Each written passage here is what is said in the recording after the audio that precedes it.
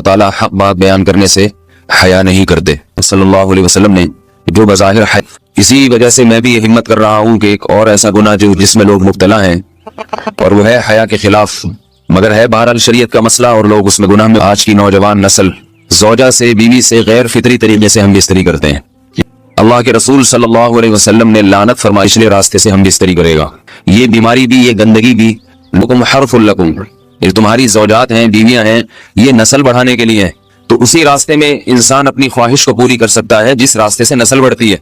उसके अलावा किसी और रास्ते से अपनी ख्वाहिश को पूरा करना ये हराम है, गुनाह कबीरा है, गंदगी है। हमारे पास केसेस आते हैं, एक फादामन लड़की की शादी होती है, लड़का भी बज़ाहिर बड़ा नेक, लेकिन क्या है, लड़का चूंकि ठरकी होता है, शहवत का दरिंदा होता है, तो वो ये नहीं देखता कि मैं अपनी बुरी ख्वाहिश मिटाने के लिए मैं अपनी ज़ौजा को गैर फितरी तरीके पर मजबूर कैसे कर सकता हूँ।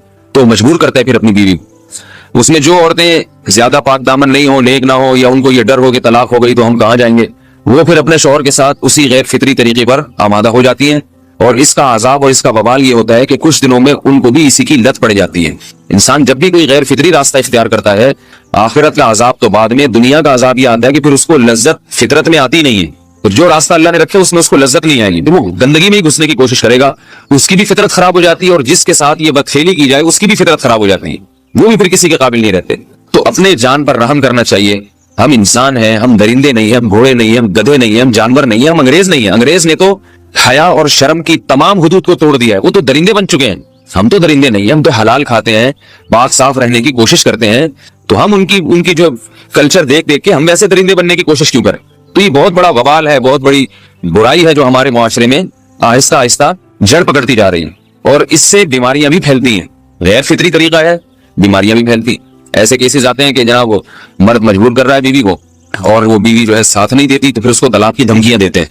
ऐसे केसेस भी आते हैं। और ये भी आता है कि मर्द जब अपनी बीवी को गैर फितरी तरीके पर मजबूर करता है, बीवी आमादा नहीं होती, तो मर्द फिर ये धमकी देता है कि भाई मेरी ख्वाहिश तो तुमसे पूरी होती नहीं है, फिर मैं दूसरों के पास जाऊंगा।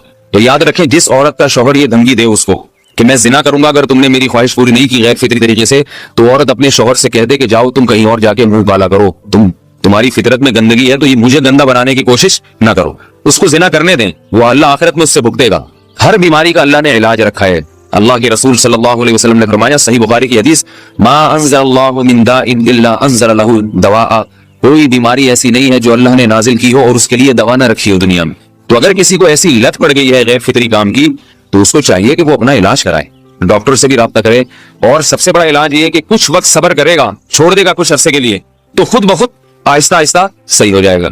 एक आदमी शराब का आदी है, एक इलाज तो ये कि डॉक्टरों से राब्ता करे, बेहतरीन इलाज के छोड़ दे। कितने दिन तड़पेगा? एक दिन, 2 दिन, 3 दिन, 4 दिन, 1 हफ्ता, 2 हफ्ता, बहुत ज्यादा साल हो जाएगा ना, उसके बाद खुद ब खुद ठीक हो जाएगा। सिगरेट का आदी है, छोड़ देगा तो कितने लोग हमने